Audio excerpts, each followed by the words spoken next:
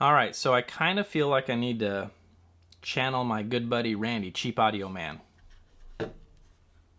This is like 80 bucks. So sit down, have a cup of, what is this, matcha? A cup of matcha. And let's talk about the Douk Audio A5.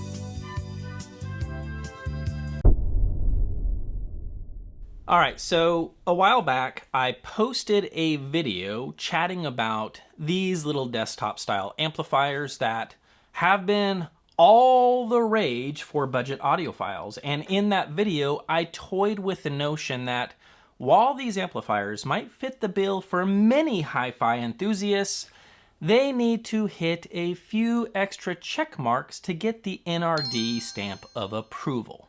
And of course, some folks will cringe at the idea that an amplifier, yes, an amplifier can impact soundstage, but I am one of those kinds of audiophiles who subscribe to the notion that they do. With many of these amplifiers that I have tried so far, the staging feels a little too forward and aggressive for my taste. That is, until the A5. All right, so Douk Audio sent me this amplifier with the expectation that I would give them my honest feedback on how it performs and how it sounds.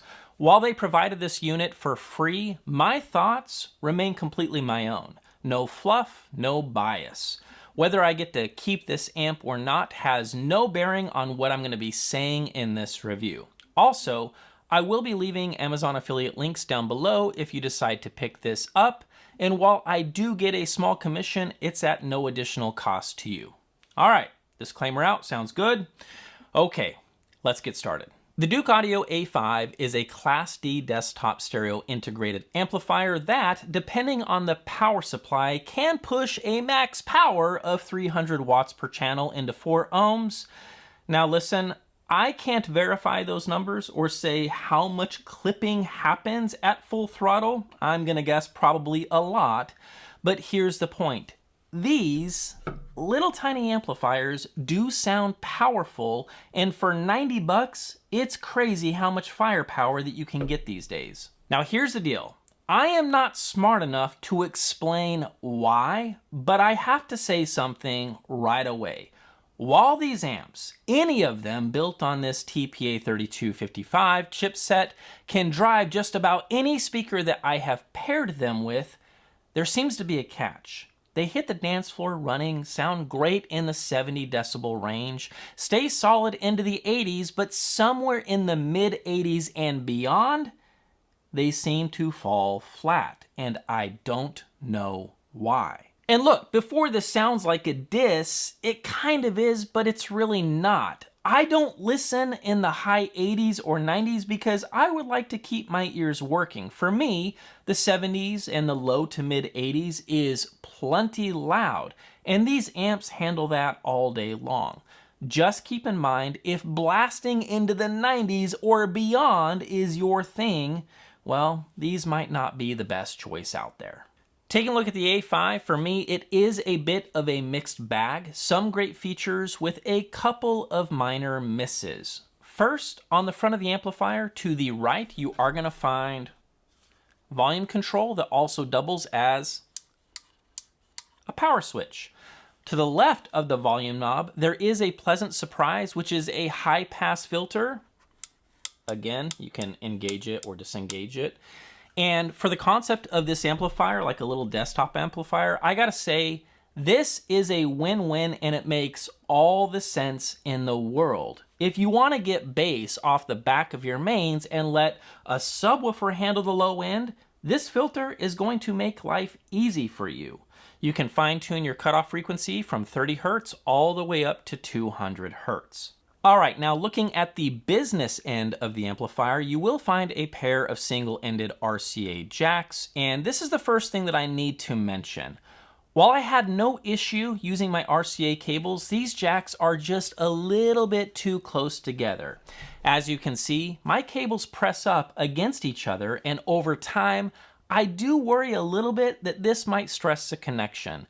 It is a minor issue, but hey, someone's got to point this kind of stuff out, and it might as well be me. To the right of the RCA jacks, there is a 3.5mm auxiliary output, and in my case, I used a small adapter to connect to subwoofers, which is probably what most of you folks will be doing as well. You're just going to need a simple 3.5 to RCA adapter, and of course, I will leave those links down below.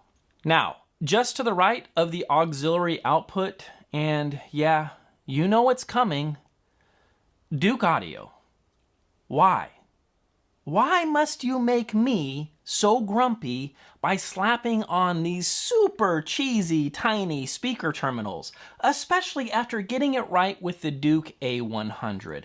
That amp had binding posts just big enough for spades, but with the A5, you're going to be stuck with just banana plugs. Now, I know this isn't the end of the world, but it is my job to report everything so you folks know what you're about to get into. Now, to the right of the speaker terminals is the power inlet. The unit comes with a 5 amp 32 volt power supply, and according to Douk's website, the rated power output is 78 watts per channel into 4 ohms, 70 watts into 6 ohms, and 65 watts into 8 ohms. And of course, saving the best for last, Douk Audio got pretty clever with this design. They added an easy to remove glass hood on top of the A5, making op amp swaps as easy as it's ever gonna get. If you're new to this, these amps all use small op amps that you can swap out to tweak the sound. And here's a little trick. Instead of using a screwdriver or tweezers, try a small zip tie. Slide it under the op amp, pull it up on both ends, and boom, easy removal without breaking the legs. You're welcome. Now, I've tried several op amps that I've had on hand, and I found that the Burson Vivid 7 and the Sparkos op amps sounded the best in this amplifier. I'll leave links down below if you're interested in either of those. Unfortunately, the one op amp that I really wanted to try, the Staccato from Poland, won't fit. It is a JFET based op amp, and it sounds killer on everything that I've used it in, but it's just too big for this amplifier, which is a bummer, but it's not the end of the world. So the A5 sounds less forward than all of the little chip amps that I've tried so far, and I've tried quite a few. Now, before this unit, my personal favorite was the IEMA A70. Hold on a second, let me grab it. Which, as you can see, I hot rodded with tube connectors, and I do have Sparkos op amps inside. I had high hopes for this one, but even with these modifications, the tube connectors and the Sparkos, I gotta be honest in saying that I still like this A5 quite a bit more. I think it sounds better and it sounds more correct when it comes to imaging and staging. So let's get to the point. Now, in terms of tone, there's nothing wrong with this amp or any of the amplifiers that I've tried, honestly. They play a straight line, and if you're slamming speakers against the wall and just jamming out, any of these will probably be fine. But in a treated room with speakers placed deeper onto the dance floor, the staging and imaging of most of these amps leave a lot on the table. They all tend to sound forward and aggressive, especially in the upper mid-range and top end, and this is where this little A5 honestly surprised me. Trying a number of tracks from my audiophile playlist, I was shocked at how much more correct instrument and vocal positioning sounded. While not perfect and not quite on the same level as my reference gear, I would say for $80, you're probably 96% there. I'm not kidding, like you're pretty dang close, which is insane considering the price difference between this and my reference system. At reasonable volume levels in the 70s and into the 80s, the amp sounds dynamic and engaging, and yes, I was using my new prototype speakers, yes, the ones that we've been chatting about a lot, and this combo worked out really well. Keep in mind, these speakers are 85 dB sensitivity and 6 ohms, so not the easiest to drive, but in a near field setup, I would imagine this would absolutely, it would kick rear end with these prototypes. They were named Aria. We're ditching the name Aria because I'm an idiot. I don't think about trademarks. I don't think about that like trademarks. This is Texas. We ignore trademarks. What about bass and mid bass? What about texture? You know what? It's solid. There is no veil. There is no heavy damping sound. Lower mid range, it sounds correct. It sounds even-handed. It sounds detailed without being sterile or dry.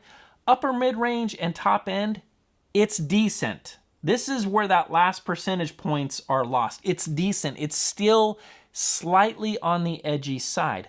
However, there is a little bit of a trick to smoothing it out even more. Danny from GR Research showed me this. Connect a tube preamp into the A5. I know that sounds crazy, but hang tight. Crank up the volume. Where are you? Crank up the volume all the way. You've got your preamp connected into the RCA jacks on this thing. And then run this as a power amp. Now, I gotta be honest with you, when Danny showed me this, I thought he was smoking something more than brisket, but it actually works and it sounds better. So if you happen to have a great sounding preamp, I would say preferably a tube preamp. Try this little hack or this little trick and let me know what you think. All right, so who wants to hear the A5? So for these sound clips, I thought that it might be fun if we compare the sound of this amplifier using different op amps. Now, before anyone gets crazy in the comments section, let me explain something so we are all on the same page. This comparison isn't going to show you much, if anything at all, when it comes to soundstage presentation or imaging capabilities. What it can do is help you hear some tone differences and deviations of resolution, and you know what? That's about it. All of my sound clips are recorded pretty close to the speakers, so you really can't judge the total picture based on these clips. And yes, I will be using the little prototype speakers in this video for those who are curious about how they sound. One last thing, headphones. Put your headphones on. Comment section. Oh, it sounds just like my iPhone. Thank you. Thank you for showing up. Here's a cup of matcha for you and your mom.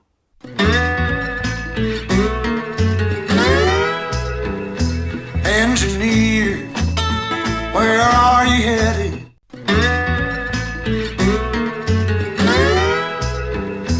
Engineer, where are you headed?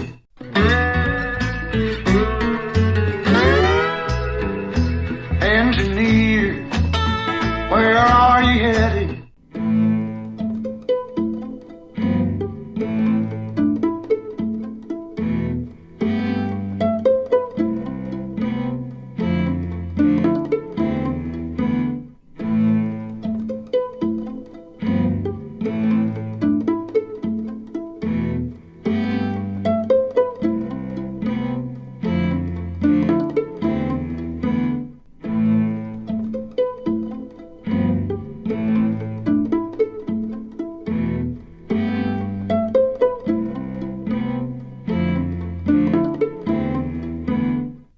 No hubiera pensado que yo me iba a enamorar, jamás no quería saber nada más, nunca más.